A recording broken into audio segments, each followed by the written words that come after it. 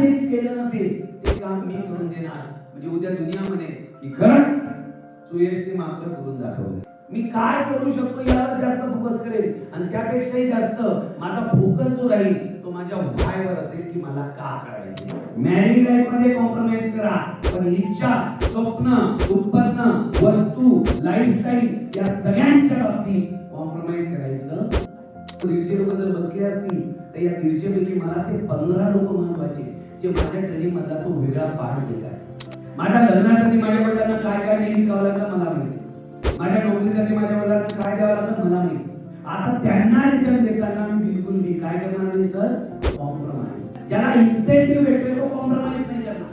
आमच्या खानदानात जे केलं नसेल ते काम मी करून देणार. म्हणजे उद्या दुनिया म्हणे की खरंच सुयशने मात्र करून दाखवलं. त्याचं कारण समजा, मला माझ्या सगळ्या गोष्टींमध्ये मी कॉम्प्रोमाइज करणार नाही. प्राण्यांना मेंदू दिला जातो, आपल्याला मेंदू बी भेटला आणि बुद्धी पण भेटली. याचा नो तिचा वापर केला तर जे येते ते मी करू शकतोय.